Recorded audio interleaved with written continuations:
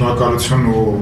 առաջին սկզբից նաև ողջունում եմ մեր գործընկերներին CSI-ից, Շվեյցարիայից, Գերմանիայից եւ նաև կարծում եմ որ կարևոր է որ հավելյալ եւ մասնագիտացված ուշադրությունը այս խնդիրներին, այս քաղաքական հետապնդումների համատեքստում, որոնք անդրադառնում են եկեղեցու եւ առանձին նաև հոգեորական իրավունքներին ավելի մեծ ուշադրության կենտրոնում են դառնում եւ բնականաբար միջազգային համապատասխանատվության հասնելու տեսակետից դա ավելի հեշտ է դառնում։ Ես կխոսեմ եւ հայերեն եւ մեր դեկրացի դիտողների համար զուգահեռ փորձեմ թարգմանել անգլերեն հիմնական հատվածները։ So greetings to our colleagues and thank you for keeping these issues in focus. I will try to be brief and I will simultaneously try to translate my part so our dear audition from other countries can get the idea of this campaign which brought us together in the end. Առաջին հերթին կարծում եմ երբ խոսում ենք ես շատ խոսել եմ բնականաբար մարդու իրավունքների տեսակետից այստեղ ամենակարևորը որ երբեք ավելորդ չի շեշտել երբ խոսում ենք մարդու իրավունքներից մենք խոսում ենք մի կողմից պետության մասին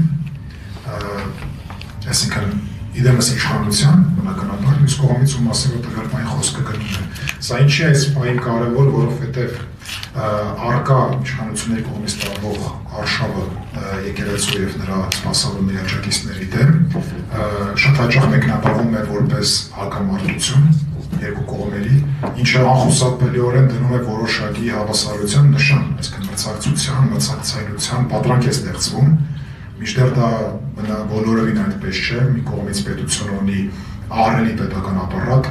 համատության մեջ կարելի անվերջ գծակներ, ուժի կիրառման բացարձակ մենաշնոր, ուժային կառույցների գործողությունները կառավարելու ունակություն, այդ չեմ ասում անհատ աջակիցների մասին, որոնք հանրության մեջ տարբեր դիրքեր են գրավում եւ ունեն իրենց ազդեցությունը։ Մյուս կողմից եկեղեցին, եթե օրենքի կոնե տեսակետից նայենք, 4 օրենքի տեսակետից, դա ընդհանրապես մեկ միավոր կրոնական կազմակերպություն է։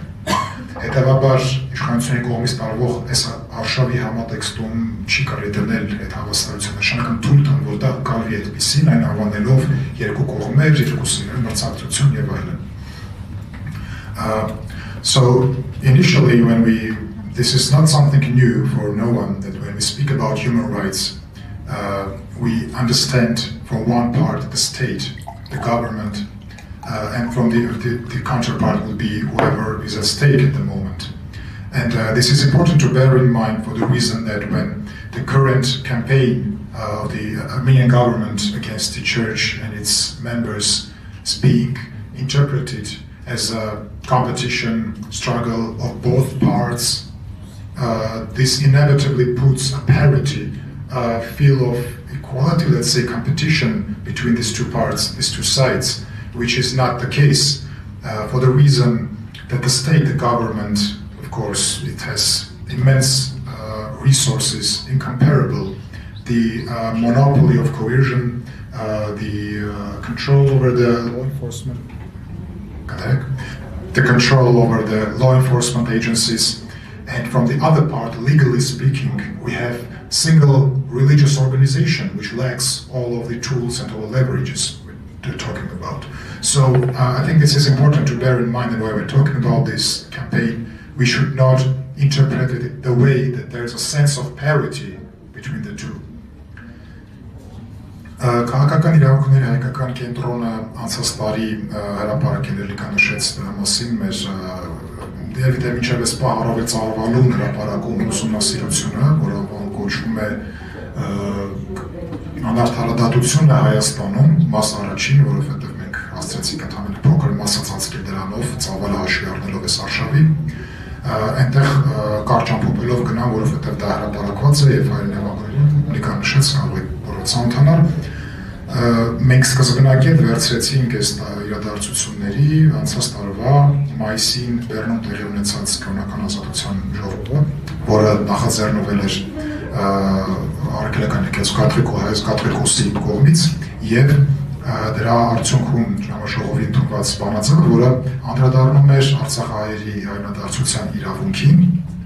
ինչպես նաեւ Բաքվում պահվող գերիների ազատ արձակման հարցին։ Սա փաստորեն այն ցականն էր, ամենայն ասած trigger-ը, որը եւ սկիզբ հանդիսացավ ամբողջ սարշավի, անմիջապես դրան հետևեցին, որոնց հիշում ենք վարչապետի ակնարկները եկեղեցիների չունենացվածության վերաբերյալ, տիկնաշ կողմից պեդոֆիլներ բառի օգտագործումը, հետագայում արդեն ավելի հայոյախառը ակնարկներով պատասխանելը եկեղեցու սպասավորների արձագանքներին եւ շարունակվելով արդեն աջակիցների, խմբերի, գործարար Սամվել Կարապետյանն էր առաջին ազատազրկվողը, հետո սրբազան պայքար շարժումը իր անդամներով, Արաքածոտնի թեմը, միջկայել arczepiskopos Աջապայանը, Արշակ arczepiskopos-ը եւ մինչեւ այսօր մենք տեսնում ենք այս ամբողջ շարժը եւ ծավալի մեծացումը, որի մասին նույնպես փոքր կխոսենք. So Armenian Center for Political Rights last year published its one of the to date largest publications reports, call it, about the initial phase of this campaign run by the authorities of Armenia, the government, which basically was triggered, as we think, from the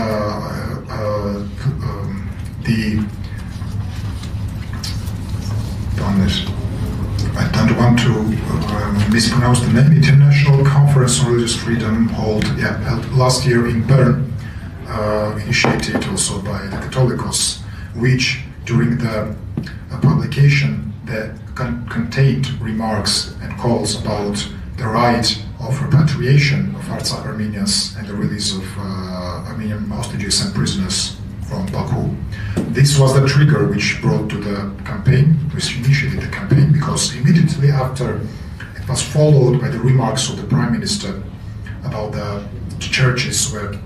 turned into junk rooms, sorry for this, the remarks of his wife about chief pedophiles and even more profane, let's say,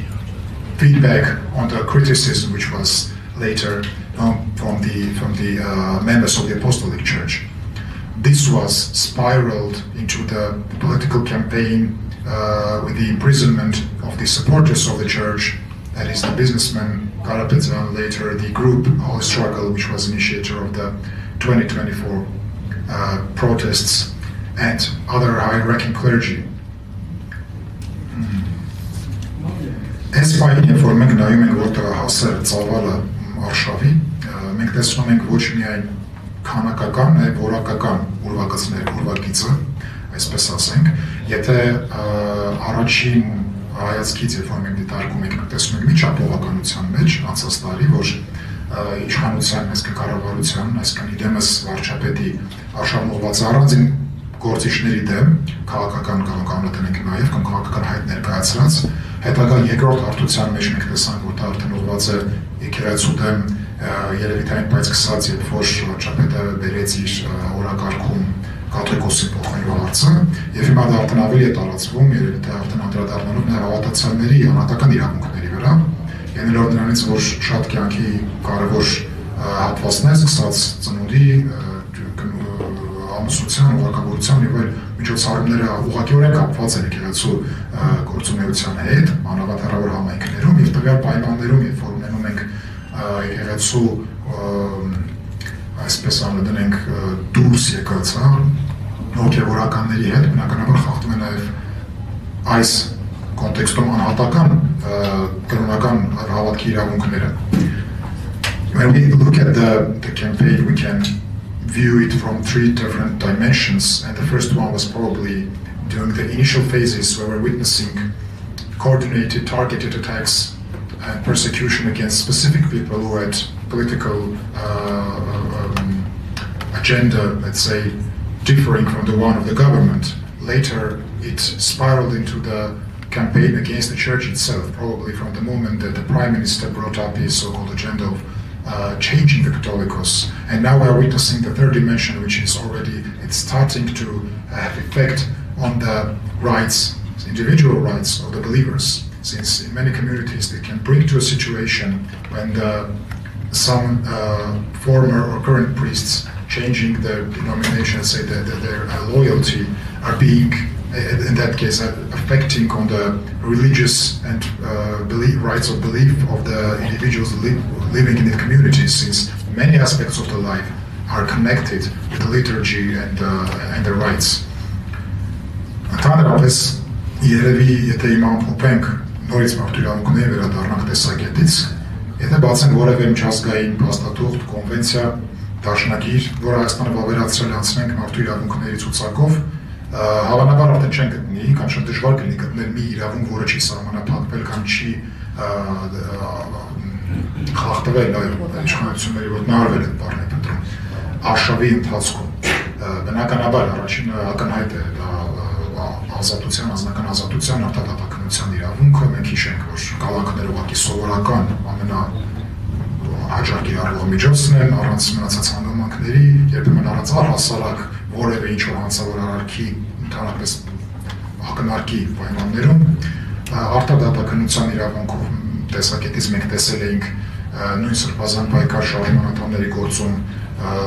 կեղծված փաստեր, մանիպուլացված, փոփոխված ձախնալսումներ, որոնք բնականաբար ուղղորդում են մարդկանց ինչ-որ մոլորեցնում են ամբողջ հանրությանը, ստեղծելով պատկեր, որ խմբի անդամները ունեին նպատակ բռնություն կիրառելու մարդու նկատմամբ, մինչդեռ դա ամբողջությամբ հերքվում է ամբողջ համակարգային ուսումնասիրության արդյունքում, ինչպես նաև ոչ պակաս կարևոր անմեղության կանխավարկածի ուղղակի բացարձակ անտեսումը այդ ողջ գործերի ընթացքում պետական պաշտոնյաների, ներառյալ նախարարների, պատգամավորների կողմից, երբ որ պիտակավորվում էին իրենք ահաբեկիչներ եւ կամ ավելի վատ բառերով. If we open any of the international conventions, documents, covenants which Armenia ratified about human rights and we go to the list, now it will be very difficult to find any which wasn't infringed during this campaign, let alone start from the basics, the right to liberty and the free trial. We all remember that the pre-trial detention was the go-to measure adopted almost to everyone who went to these criminal charges. We remember the falsification of the evidence, the changing of these wiretaps, which would make an impression and misleading public that members of the Holy Struggle group were planning violence against a human, against a person, which was not the case. If we are looking systemically, they even were denouncing any type of civil disobedience actions which would may be interpreted this way. And we're not even talking about the presumption of innocence, which basically became non-existent for the state, since the labeling of the members of this group as terrorists or even worse is coming from the mouths of not only ministers, members of parliament, but the supporters, and basically rendering the presumption of innocence non-existent. Մենք կարող ենք հասնել սեփականության իրավունքին արդեն,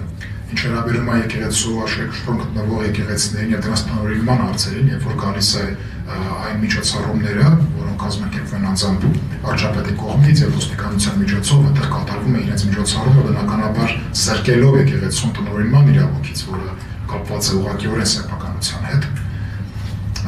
The next one, the right to property, if we're talking about the churches as buildings which have been deprived, that the church has been deprived of the control when the Prime Minister is holding his events there, of course with the help of the law enforcement. Եվ շատ ուրիշ իրավունքներ ես փորձեմ ուղղակի կարշին որպես հնարավորություն տամ մեր գործընկերներին, կարծում եմ իրենց խոսքարսպեն ավելի կարևոր է։ Մի կարևոր ուղղակի հատված շատ կուզեմ, որտեղ մենք վերջերս պատրաստում ենք դրա մասին նաև հայտարարություն անել, օգտագործելով առիթը հիմա անդրադառնանք, խոսքը վերաբերում է այն մեկնաբանությանը, որ դատարանները կարող են վերականգնել եկեղեցական պաշտոնում անձանց, ովքեր հեռացվել են տվյալ կրոնական կազմակերպության կանոնադրությանը եւ կանոններին համաձայն։ Մեկնաբանելով դա աշխատանքային իրավունքի ոլորտում, այստեղ մեծ խնդիր է առաջանում, դրա մասին խոսենք։ Կարևորը այստեղ իմ կարծիքով նա է, որ շատերի մոտ եղավ այս հարցը, ինչ իրավիճակ է սա, ինչպես լուծել, քանի որ երևի թե բարեբախտաբար Հայաստանը նման դեպք դեռևս չէր եղել, մենք չունենք դրա վերաբերյալ դատական պրակտիկա, այսպես դնենք, բայց դրա կարիքն չկա, որովհետև մենք ունենք այլ իրավունքի աղբյուրներ, որոնք նույնպես պարտադիր են Հայաստանի համար եւ կարող ենք ընդունել եվրոպական դատարանի անպատասխան որոշումները։ Մենք առանձնացնում ենք մի հատ բավական համանման իրավիճակների մասն է խոսքը, դա Սվատո-Միխայլովսկա համայնքն ընդդեմ Ուկրաինայի 2007 թվականի գործն էր, որտեղ եվրոպական դատարանը ընդգծել էր, որ կրոնական կազմակերպության ներքին կառուցվածքը եւ անդամության վերաբերյալ կարգավորումները պետք է դիտարկել որպես գործիքներ, որով տվյալ կազմակերպությունը իրականացնում է իր հավատի եւ կրոնի ազատության իրավունքը։ Այսինքն մենք այստեղ չենք խոսում պարզ աշխատանքային պայմանագրային հարաբերություններից, այս մարդկանց որևէ դիրքեր զբաղեցնելը կազմակերպության մեջ դա բխում է կրոնի ազատության իրավունքից։ Համանման ալեգորիա կարելի է անել, օրինակ իրավաբաններ տեղյակ կլինեն, երբ որ խոսում են աշխատանքային իրավունքներից պետական որոշ ծառայողների դեպքում, կա այսպես կոչված հավատարմության եւ վստահության պարտականությունը, որը տարբերակում է սովորական պայմանագրային աշխատողից, այսինքն պետական ծառայողները կամ հայցողական պաշտոնները, իրենք ավելի հակված են, ավելի զուսպ պետք է լինեն, թվաբար ավելի շատ լծակ ունի իր վերադասը աշխատանքային պայմանագիրը լուծելու առումով, ինչը բնականաբար այս բaragայում այդպես չի կրոնական կազմակերպությունների մասով։ And the last, I don't want to take too long because I think it's more important for our colleagues to present theirs. But I want to touch more briefly on a very recent case, which was the court order to restore in office, in religious office,